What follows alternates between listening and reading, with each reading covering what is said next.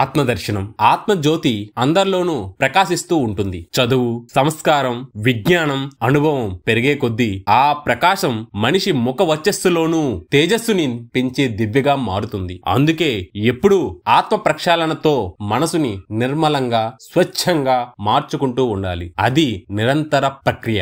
ఆ ప్రక్రియ మనిషికి సర్వత్రా అవసరం. అటువంటి తేజస్సు నాకుందో లేదో తెలియదు గాని అందరూ గుర్తించే ముఖం ఉంది, అందరినీ నవ్వించే గుణం ఉంది. అందుకే అభిమానులందరి హృదయాల్లో నా స్థానాన్ని ఏళ్ల తరబడి పదిలంగా ఉండేలా చేసింది. ఇందరి అభిమానానికి ప్రాతుడైన నేను నా స్వామి శ్రీ వెంకటేశ్వర స్వామి అనుగ్రహానికి ఎన్నోసార్లు నోచుకున్నాను. ఏ నోములు నోచినా నా స్వామి పాదముల చెంత పువ్వునై పుప్పుడి రేణునై పడి ఉండే భాగ్యం కలిగినదో కదా. వెంకన్న నీకన్నా మిన్న ఎవరన్నా మాట నిజమన్న సత్యాన్ని ఎంత బాగా ఎరుగుపరిచితవో గదా. చిన్నప్పుడు నేను అమ్మ నాన్నల చేయి పట్టుకుని తిరుమల వెళ్లి స్వామి దర్శనం చేసుకున్నానట. స్వామి కనబడటం లేదంటే నా తండ్రి భుజాల మీదకు ఎత్తుకుని మరీ చూపించాడట.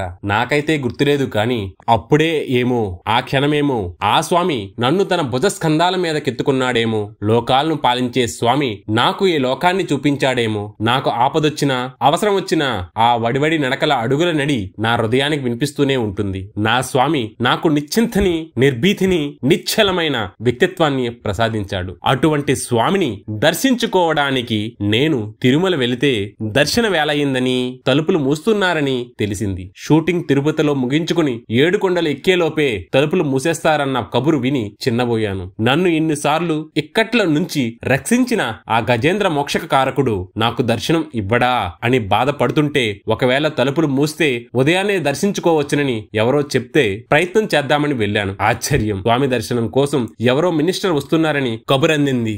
దర్శన వేళని భక్తుల కోసం మెట్లే దిగి వచ్చిన స్వామి నా మనసు చిన్నబొచ్చడం ఇష్టం లేక తలుపులు తెరిచి ఉంచే ఏర్పాట్లు చేసి ఉంచాడు. ఆయన పిలిచి మరీ దర్శనం ఇవ్వాలే తప్ప మనం సందర్శించినప్పుడు దర్శించుకునే భాగ్యం కలగదు అన్న సత్యం అప్పుడే తెలిసింది. నా స్వామి మంగళ స్వరూపాన్ని ఎంతసేపు కల్లారా చూసినా తృప్తి కలగదు. అదేమిటో ఎందరికో లిప్తపాటు దర్శన భాగ్యం మాత్రమే కలిగే ఆ ఆలయంలో నాకు మాత్రం హృదయం నిండా ఆ దైవ స్వరూపాన్ని చిత్రించుకునే సమయం ఇచ్చాడు. ఇలా ఎన్నోసార్లు నేను తిరుమల వెళ్లి స్వామివారిని దర్శించుకున్నా. 2 సార్లు మాత్రమే నభూతో నభవిష్యత్ అన్న చందాన దర్శనం జరిగింది. మొదటిసారి రాఖీ సినిమా విజయోత్సవ వేడుకల్లో నేను జూనియర్ ఎన్టీఆర్ పాల్గొని స్వామిని దర్శించుకోవాలని కొండ మీదకు చేరుకున్నాం.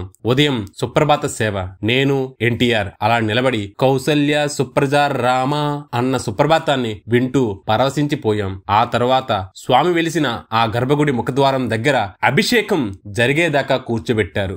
ఏమి రూపం అది! స్వామి నిజరూప సందర్శనం ఎంతమందికి దక్కుతుంది ఆ భాగ్యం? అభిషేక అనంతరం స్వామికి నవనీతం తినిపించి అదే నవనీతాన్ని ఒక ఆకులో పెట్టి మా ఇద్దరికి ప్రసాదంగా ఇచ్చారు. అమృతం గ్రోలిన అనుభూతి అది.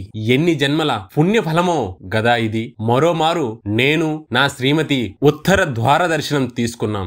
ఎంతో మంది పరపతి ఉపయోగించినా కొందరికే దక్కే మహా సందర్శనం. వైకుంఠ ఏకాదశి రోజు ఉత్తర ద్వార దర్శనం పొందగలిగే అపురూప వరం. ఇవన్నీ యాదృచ్ఛికాలే అవుతాయి. కాదురా బ్రహ్మి, నీక యోగం ఉంది గనుకునే రప్పించుకున్నాను అని స్వామి చెప్పినట్లే అనిపించింది. హరి దర్శనం అలా అయితే హరుడి దర్శనం మరో మధురానుభూతి మిగిల్చింది. హైందవులకు అతి పవిత్రమైన పుణ్యక్షేత్రం కాశీ. ఇంద్రా సినిమా కోసం నేను నా శ్రీమతితో కలిసి పుణ్యం పురుషార్థం కలిసి వస్తాయని వెళ్ళాను. అక్కడ పవిత్ర గంగానదిలో మునిగి దేహాన్ని, మనసుని, ఆత్మని ప్రక్షాళన చేసుకుని కాశీ విశ్వేశ్వరుణ్ణి దర్శించుకునే వేళ జన్మ చరితార్థమయ్యేలా ఆ నటరాజు నాకు ప్రసాదించిన నటన అనే కళని ఆ పుణ్యక్షేత్రంలోనే ప్రదర్శించి ఆయన మన్నలను పొందే మధుర ఘట్టం మీకు విదితమే. ఆ శివుడే నేపాల్ సమీపంలో పశుపతినాథ్గా వెలిస్తే అక్కడికే నేను నా భార్యతో కలిసి షూటింగ్ కి వెళ్ళాను. ఇంట్లో ఇల్లాలు, వంటింట్లో ప్రియురాలు. సినిమా వల్ల నేను పశుపతినాథ్ నే కాదు, ప్రపంచ ప్రసిద్ధి పొందిన బౌద్ధ దేవాలయాన్ని కూడా సందర్శించుకోవడం జరిగింది. సారనాథ్ స్తూపాలని, గయలో బోధి వృక్షాన్ని, అశోక చక్రవర్తి నిర్మించిన ధర్మ చక్రాన్ని ఎన్నిటినో దర్శించుకునే నా జన్మ చరితార్థం చేసుకున్నాను. అన్నిటితో పాటు హిమాలయాలపై సూర్యోదయాన్ని చూశాను. అదే సినిమా కోసం కాఠ్మాండులో బస చేశాను. మంచు పర్వతాల మధ్య విపరీతమైన చలి, దుప్పటి కూడా తడిసిపోయేంత మంచు తాలూకు చల్లదనం. నిద్ర పట్టలేదు. తెల్లవారుజామున లేచి కూర్చున్నాను. ఎదురుగా హిమాలయ గాలులు, సాక్షాత్ పరమశివుడే తపస్సు చేసుకునే పవిత్రమైన కైలాసాలు. సూర్యోదయం కన్నా ముందు చిన్న వెలుగు మొదలయ్యింది. నెమ్మదిగా సూర్యుడు ఆ హిమాచల శిఖరాగ్రం నుంచి తొంగి చూడడం మొదలయ్యింది. అప్పటిదాకా వెండి కొండల్లా మెరిసిన ఆ మంచు పర్వతాలు మెల్లమెల్లగా బంగారు కొండలై పసిడి వర్ణంలో మెరుస్తున్నాయి. ఏమి ప్రభాతమది! ప్రకృతి ప్రణవనాదాన్ని ప్రభవించే ప్రభాతం, శివ పంచాక్షరిని నినాదించే ప్రభాతం, ప్రతిదిన ప్రబంధాన్ని ప్రవించే ప్రభవ ప్రసారణ ప్రారంభమయ్యే ప్రాతకాలం. ప్రభ ప్రసరించింది. ప్రపంచం పంకజంలా ప్రఫుల్లమైంది. ఆ అద్భుత దృశ్యాన్ని వీక్షించి నా హృదయం పద్మంలా వికసించింది.